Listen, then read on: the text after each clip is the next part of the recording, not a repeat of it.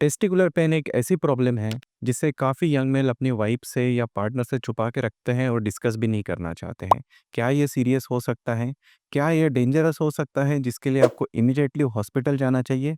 Wait, मैं आपको इस वीडियो में बताना चाहता हूँ 10 कॉमन कॉजेज़ जिसकी वजह से टेस्टिकुलर पेन हो सकता है। कुछ इसमें हार्मलेस भी है, बट कुछ इसमें लाइफ थ्रेटनिंग है, डेंजरस भी है। तो चलिए चालू करते हैं आज का वीडियो। फर्स्ट है टेस्टिकुलर टॉर्शन। टेस्टिकुलर टॉर्शन एक इमरजेंसी सिचुएशन होता है जिसमें टेस्टिकुलर स्पर्मेटिक कॉर्ड आपस में ट्विस्ट हो जाता है और टेस्टिस का ब्लड सप्लाई बंद हो जाता है, जिसके वजह से काफ़ी सीवियर पेन डेवलप होता है टेस्टिस में भी और लोअर एब्डोमेन में भी, और पेशेंट को उल्टी भी हो सकती है।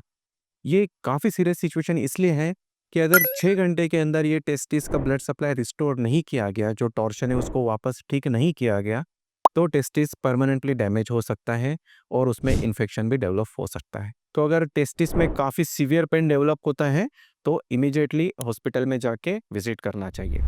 सेकंड होता है इपिडिडाइमाइटिस या इपिडिडाइमो ऑर्काइटिस, मतलब इन्फ्लेमेशन ऑफ इपिडिडाइमिस और टेस्टिस और बोथ दोनों का भी। ये हो सकता है किसी बैक्टीरियल इन्फेक्शन की वजह से या सेक्सुअली ट्रांसमिटेड डिसीज की वजह से, जिसमें पेशेंट को एक साइड में जिसमें इन्फ्लेमेशन है वहाँ पे दर्द होगा, पेन भी होगा और थोड़ा सा बुखार भी आ सकता है। ये अगर इपिडिडाइमाइटिस या इपिडिडाइमो ऑर्काइटिस है, तो अगर जिस साइड में इन्फेक्टेड हो गया उस साइड का अगर टेस्टिस ऊपर करोगे तो ये दर्द रिलीफ हो जाता है। इसको कहते हैं क्लासिकल फ्रेंच साइन।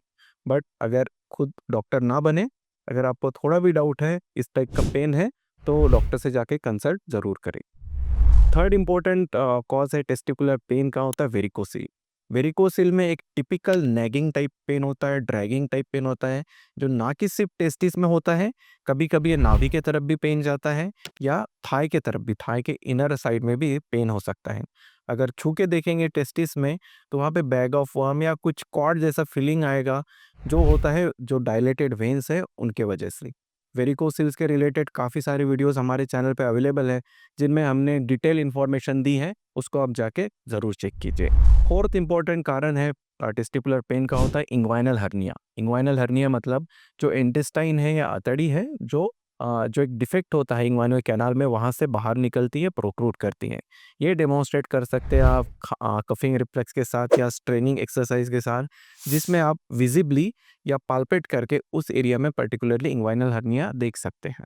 अगर ये इंग्वाइनल हर्निया स्ट्रैंगुलेटेड नहीं है, मतलब जो पार्ट निकला है बाहर वो इमीडिएटली अपने आप अंदर जा रहा है या पुश करके जा रहा है, तो ये कंजर्वेटिवली मैनेज किया जा सकता है। बट अगर ये स्ट्रैंगुलेटेड है, मतलब इसमें ब्लड सप्लाई प्रॉब्लम हो रहा है, तो इस सिचुएशन में इमरजेंसी सिचुएशन हो जाती है और इमीडिएटली इसको सर्जिकली रिस्टोर करना इंपॉर्टेंट होता है। फिफ्थ इंपॉर्टेंट पॉइंट है जो ऑब्वियस होता है, ट्रॉमा या स्पोर्ट्स इंजरी। किसी भी खेल के समय अगर कहीं से अगर क्रिकेट खेलते समय बॉल लग गई या कोई रॉड लग गया, या कोई बच्चे साइकिलिंग कर रहे हैं, साइकिलिंग के समय साइकिल का रॉड लग रहा है, तो ये ऑब्वियस चीज़ है जिसकी वजह से इंजरी हो सकती है और पेन भी डेवलप हो सकता है।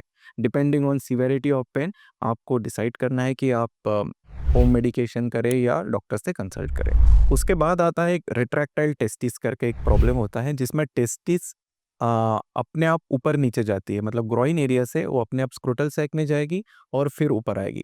Most of the time retractile testis problematic नहीं होती है, उसके लिए कोई ट्रीटमेंट की ज़रूरत नहीं होती है। बट अगर ये अनडिसेंडेड टेस्टिस है, मतलब जो टेस्टिस जहाँ पे होना चाहिए स्क्रूटल सैक में वहाँ ना होके थोड़े ऊपर पार्ट में है, तो ये थोड़ी इंपॉर्टेंट चीज़ हो सकती है जिसके लिए आपको सर्जिकली इसको रिमूव कराना पड़ सकता है, क्योंकि जो भी अनडिसेंडेड टेस्टिस है उसमें कैंसर का रिस्क काफ़ी बढ़ जाता है। तो अगर अनडिसेंडेड टेस्टिस डायग्नोस्ड होता है, कंफर्म होता है, तो इसके लिए ऑपरेटिव मैनेजमेंट इंपॉर्टेंट होता है। कुछ ऐसे भी कारण हैं जिसमें अगर टेस्टिस में भी प्रॉब्लम नहीं है, बट पेन टेस्टिस में हो सकता है। अगर आपको यूरेटरिक स्टोन है, यूरेटरिक स्टोन होता है किडनी स्टोन या यूरेटरिक स्टोन, जब भी वो बाहर निकलने की कोशिश करता है या ब्लॉक हो जाता है, तो उसका रेफर्ड पेन यहाँ से लेके नीचे ग्रॉइन के तरफ और स्क्रोटम के तरफ जा सकता है। तो ये काफ़ी कंफ्यूजिंग हो सकता है क्योंकि हमने आप स्क्रोटम का यूएसजी कर रहे हैं, ग्रॉइन भी चेक कर लिया है, बट किसी में कुछ नहीं मिल रहा है। प्रॉब्लम क्योंकि ऊपर है, यूरेटर में स्टोन फंसा हुआ है। इसके बाद आता है इम्पोर्टेंट है, अगर पोस्ट सेक्सुअल एक्टिविटी ज़्यादा विगरस एक्टिविटी होती है तो कभी कभी किसी को पेन होता है। इसके लिए सिंपल सॉल्यूशन भी है, एक्टिविटी थोड़ा रिस्ट्रिक्ट करें अगर आपको पेन हो रहा है, बार बार हो रहा है, हो सकता है इसके साथ-साथ आपको वेरिकोसिल भी एसोसिएटेड हो या इन्फेक्शन हो चुका हो, जिसके लिए आपको डायग्नोज़ कराने के लिए सिंपल एक जाँच होती है, सोनोग्राफी, जिसमें आप पता कर सकते हैं क्या इन्फेक्शन भी एसोसिएटेड है, क्या वेरिकोसिल भी है।